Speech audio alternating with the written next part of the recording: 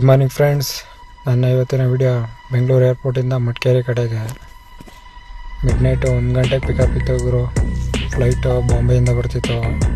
ಕಸ್ಟಮರ್ನ pickup ಮಾಡುವಂಥ airport ಒಳಗೆ entry ಆದ ಗುರು. ಫ್ಲೈಟ್ ಬಂದು ಲ್ಯಾಂಡ್ ಆಗಿತ್ತು. 1:45 ಕಸ್ಟಮರು ಪಿಕಪ್ ಪಾಯಿಂಟ್ ಅಂತ ಬಂದಿದ್ರು. ಕಸ್ಟಮರ್ನ ಏರ್ಪೋರ್ಟಿಂದ ಪಿಕಪ್ ಮಾಡ್ಕೊಂಡು ಸೀದಾ ಹೊರಟಾಗರು. ಕೇರಿ ಕಡೆ ಹೊರಟಾಗರು. ಬೆಂಗಳೂರು ನೋಡೋರು ಮಿಡ್ ನೈಟ್ ಎಷ್ಟು ಕೂಲಾಗೈತೆ. ಅದೇ ಬೆಳಗ್ಗೆ ಟೈಮಾಗಿರೋ ಜಾಮಲ್ಲಿ ನಿಲ್ಬೇಕಾಗೋದು. ವಿಡಿಯೋ ಮಾಡ್ಕೊಂಡು ಅಲ್ಲಿಂದ ಸೀದಾ ಮೈಸೂರು ಎಕ್ಸ್ಪ್ರೆಸ್ ಹೈವೇಗೆ ಎಂಟ್ರಿ ಆದಾಗರು. ಎಕ್ಸ್ಪ್ರೆಸ್ ಹೈವೇ ಎಕ್ಸಿಟ್ ಆಗಿ ಸೀದಾ ಮಡಿಕೇರಿ ಕಡೆ ಹೊರಟಾಗರು. ಹೋಗ್ತಾ ಅಂದರೆ ಮುನಗನಳ್ಳಿ ಹತ್ರ ಅಯ್ಯಪ್ಪ ಸ್ವಾಮಿ ಲೈಟಿಂಗ್ಸ್ ಹಾಕಿದ್ರು.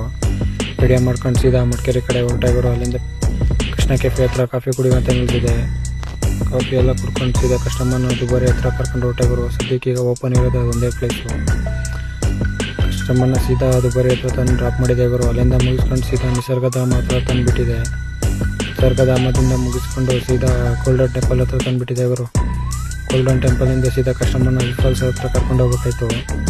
ಕಸ್ಟಮರ್ನ ಬಿಗ್ ಫಾಲ್ಸ್ ಹತ್ರ ತಂದುಬಿಟ್ಟು ಅಲ್ಲಿಂದ ಪಿಕಪ್ ಮಾಡ್ಕೊಂಡು ಸೀದಾ ತಲಕಾವೇರಿ ಕಡೆ ಹೊರಟಾಗರು.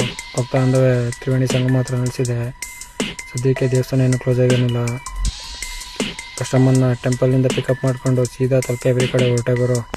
ತಲಕಾವೇರಿಲಂತೂ ಯಾವಾಗಲೂ ಇದೇ ವೆದರ್ ಇರುತ್ತೆ ಆಲ್ಮೋಸ್ಟು. ಫಾಗ್ನ ವೀಡಿಯೋ ಮಾಡ್ಕೊಂಡು ಅಲ್ಲಿಂದ ಕಸ್ಟಮರ್ನ ಪಿಕಪ್ ಮಾಡ್ಕೊಂಡು ಸೀದಾ ರೆಸಾರ್ಟ್ ಕಡೆ ಹೊರಟಾಗರು. ಕಸ್ಟಮರ್ನ ರೆಸಾರ್ಟ್ ಹತ್ರ ಡ್ರಾಪ್ ಮಾಡಿ ಇವತ್ತಿನ ವೀಡಿಯೋನಲ್ಲಿ ಎಂಡ್ ಮಾಡ್ತಾಯಿದ್ದೀನಿ ಫ್ರೆಂಡ್ಸ್. ಮುಂದಿನ ವೀಡಿಯೋದಲ್ಲಿ ಸಿಗ್ತೀನಿ. ಗುಡ್ ನೈಟ್, ಬಾಯ್.